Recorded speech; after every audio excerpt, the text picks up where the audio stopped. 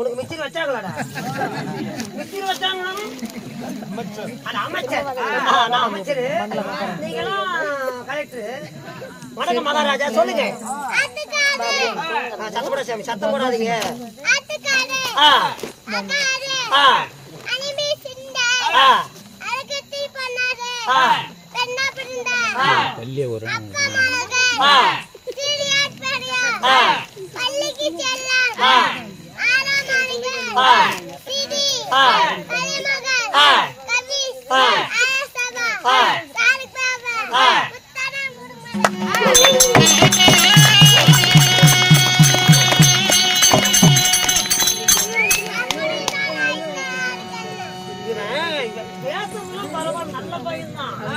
ஆனா காலையில மணி 7:30 மணிக்கு 8 மணிக்கு ஸ்கூல் வண்டி வந்துருது.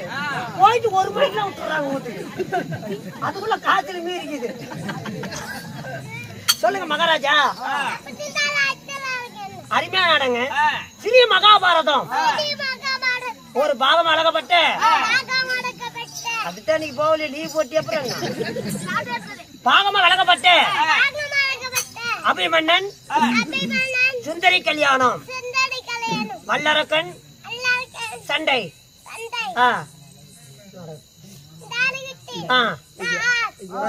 நீ யாரு சொன்னாதாங்க தெரியும்.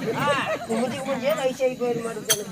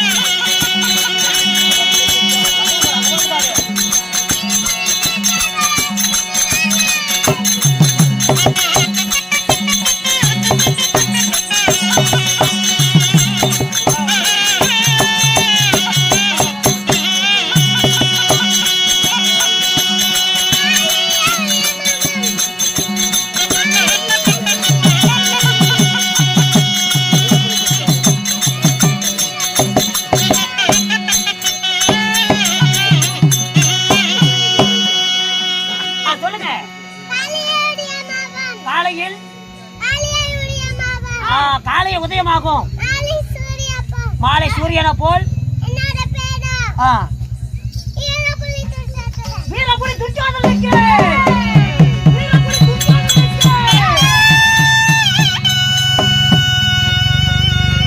உங்களுடைய பெயர் உங்களுடைய பேர வீரபுரி துச்சாதனன் அப்படி இருந்தாலும் இந்த அழகான வீரபுரி துச்சாதனனை 10 மாதம் 300 நாள் அங்கத்தில் ஈண்டெடுத்தாங்களா தாய் தந்தை யாரு? வா வெளியே. என்ன சொன்ன? அவன் கேட்டானா உன்னை? இப்ப அவன் கேட்டானா?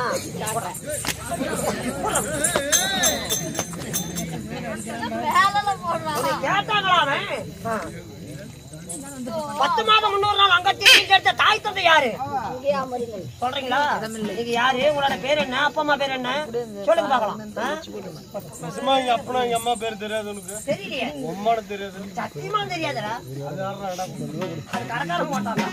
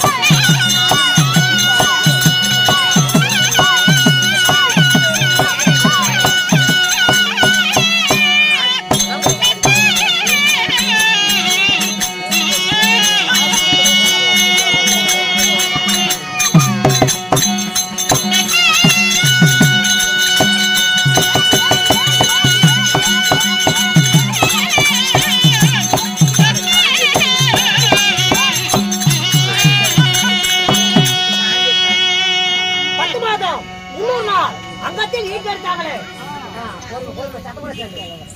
தாய் தந்தை யாரு? காந்தாரி அம்மையாளுக்கும்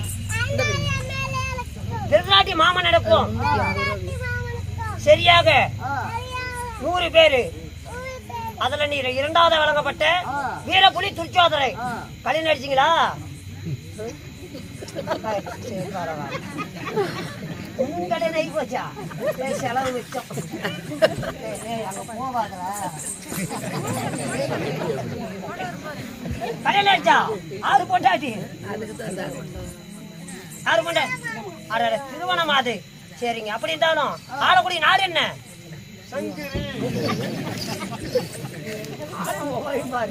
டெல்லி என்று சொல்லக்கூடிய அஷ்டாபுரம். துரியார மன்ன அச்சிக்கிற கூட்டு எடுத்தனாரு.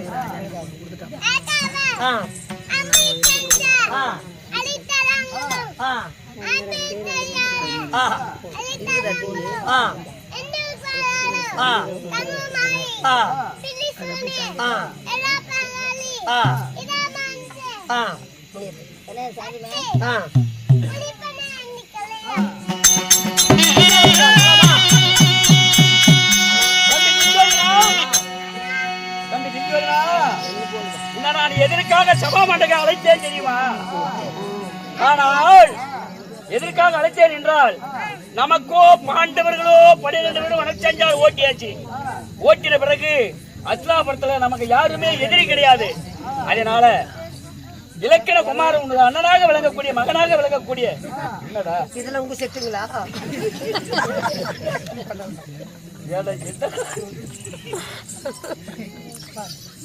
நம்ம செட்டு நிலைமை பார்த்து பாடுறா. இது சுக்கரு, இது ராகு, இது கேது, இது சனி. இப்படி வர லைன் கட்டி ஏதா வளர்ச்சி அப்படித்தானே இன்னும் கீழே வந்துருவீங்களா? நாங்க நாடாளக்கூடிய மன்னன் நாங்களா அப்படிதான் இருக்கு. இளமையை சரிங்க, இளமையோட வாழக்கூடியங்க. இதில் பாவம் எல்லாம் உங்க தெரிச்சு கேசு சொல்லுங்க. சரி போங்கடா. அண்ணன் தம்பிங்களா? ஆமா. சரி சரி போ. கண்ணு திருச்சோதினா, வீரபுலி திருச்சோதினா, வீரபுலி திருச்சோதினா. அதனால இப்பொழுது நமது மகனாக விளங்கக்கூடிய இலக்கண குமாரனுக்கு திருமணம் செய்ய வேண்டும். எப்படி திருமணம் செய்ய வேண்டும்? அப்படி திருமணம் செய்வதாக இருந்தால் நாமளோ நாடாளக்கூடிய மன்னர்கள், நமக்கேற்ற சமந்தி, நமக்கேற்ற மருமகள் எங்கிருக்கின்றாலே தெரியல. அதனால நமது மாமனாக விளங்கக்கூடிய ஜெகினி மாமன் இருக்கிறார். ஜெகினி மாமன் அழைத்து கேட்டால் நமக்கு தகுந்த ஆலோசனை சொல்லுவார். அதன் பிரகாரம் நாம நடப்போம். அதனால நமது ஜெகினி மாமனை அழைத்து கொண்டு வா, போய் வா. அப்படியா? எதற்காக அழைத்தாய்? யாரு விஷயம்? என்ன விஷயம்? மாமா, இப்பொழுது எனக்கு எதிரியாக யாருமே இல்லை. இருந்த பாண்டவர் ஐவரையும் ஆர்மிமான கணக்கு ஓட்டிவிட்டோம். அவர்கள் முடித்து ஒரு வருடம் அஜ்ஞாதவாசம் முடித்து வந்தாலே அவருக்கு நாடு சொந்தம் என்று. அதனால இப்ப நான் எதற்காக அழைத்தேன் தெரியுமா? எனது மகனாக விளங்கக்கூடிய இலக்கண குமாரனுக்கு திருமணம் செய்ய வேண்டும் என்று சொல்லி எனக்கு மனதிலே ஆசை. திருமணமாக செய்ய வேண்டும் என்றால் பெண்ணாவது பார்த்தால் திருமணம் செய்யலாமே. அதனால எனக்கேற்ற சம்பந்தி, எனக்கேற்ற மருமகள் எங்க இருக்கின்றாலும் ஒண்ணுமே புலப்படவில்லை மாமா. நாங்கள் அழைத்து கேட்டால் தகுந்த ஆலோசனை சொல்லுவீர் என்று சொல்லி உங்களை நான் வரவழைத்தேன் மாமா. துரியோதனா, சங்கது வாரி ஆண்டு வரக்கூடிய கோபால கண்ணன். ஆமா, என்னுடைய மகனுக்கு நான் திருமணம் செய்யணும். திருமணம் செய்யற நேரத்துல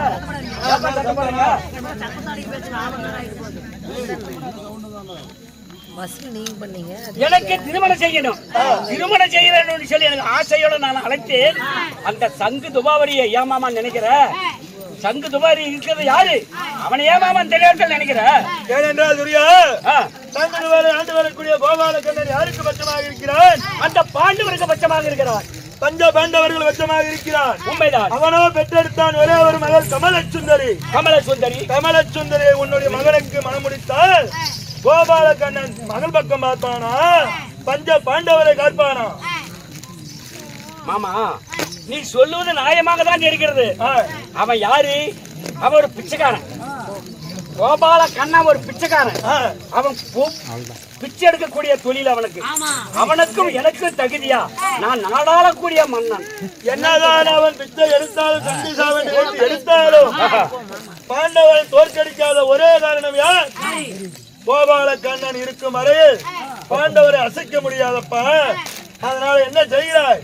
உடனே சந்ததுவாரை போக வேண்டும். ஆனை மீது 60 லட்சம், குதிரை மீது கோடி லட்சம் எடுத்துக்கொண்டு பரிசு எடுத்துக்கொண்டு உடனடியாக சென்று பரிசமாக போட்டு விட்டு வா, பேசிக் கொள்ளலாம். அப்படியா மாமா? ஏனென்றால் நீ பேசிக் கொண்டிருந்தால் காலத்தாமதம் ஆகிக்கொண்டே இருக்கும். அது சீக்கிரமாக போட்டு ரதத்தை போட்டு போகலாம். அப்படியா? அப்படி என்றால் உங்களுடைய வார்த்தையை நான் சிறமேல் கொண்டு நான் பெண் கேட்க போவதாக இருந்தா நான் மாலையிட்டு மனமடித்த தேவி அரமனையில் இருக்கிறார். அண்ணமலையே அழைத்து ஒரு வார்த்தை சொல்லணும் இல்ல? சொல்லிட்டு பத்திரமா போயிட்டு வாப்பா. எதா இருந்தாலும் கூப்பிடுவாங்க. ஆகட்டும் மாமா, அந்த இடத்தில் இருங்கள். ஏ மந்திரி, என்னுடைய மாமன் சொல்லக்கூடிய வார்த்தை கேட்டா நலமாக தான் இருக்கிறது. இப்பொழுது கொன்னாலப்பட்ட கோபால கண்ணர் பாண்டவர் பக்கம் பச்சமா இருக்கிறார். உங்க துரியோட பக்கம் பச்சை ஜெகனிமா இருக்கிறார். ஏன்னா பாண்டவர் அவர் இருக்கிற வரை யாருமே கொல்ல முடியாது, வெல்ல முடியாது. யாரையும் தருமன், பீமன், அர்ஜுனன், நகல, சகாதேவன், உண்மைதான். ஆக மொத்தம் 5 பேரு. ஒன்னாலப்பட்ட கோபாலகன் இருக்கிற வரையும் பாண்டவருக்கு சாவே கிடையாது. ஆனா உங்க பக்கம் பையனை கல்யாணம் பண்ணி கொடுத்துட்டா அவங்க 2 பேரும் மாமன் மச்சன் ஆகி போயிட்டா அந்த பாசம்லாம் யாரு பக்கம் வரும்? பாசம் இங்கே வந்து விடும், உங்க பக்கம் வரும். அப்ப அந்த சுலுவமா பாண்டவர் மடிப்பான். ஒரே கல்ல 2 மாங்காய். அதனால நீ என்ன செய்யற தெரியுமா? ஆன மேல 5 லட்சம், குதிரை மேல கோடி லட்சம், ஒட்டகத்து மேல 9 லட்சம், ஆனப்பட சேனச்சொல்ல ஆளும் படை அனத்தியம், முத்து ரவுடேரியம், கோமேதம் என்று சொல்லக்கூடிய அனத்த பொன்பு ராமாயங்கிற களிஞ்சியம், லட்சுமாயிங்கிற களிஞ்சியம், அனத்த களிஞ்சிகளும் அரமனையில் இருக்குது. அனத்தை எடுத்துக்கொண்டு வா. நான் என்னுடைய மனைவியத்தில் சொல்லிவிட்டு பெண் கேட்க போகணும். அப்படியே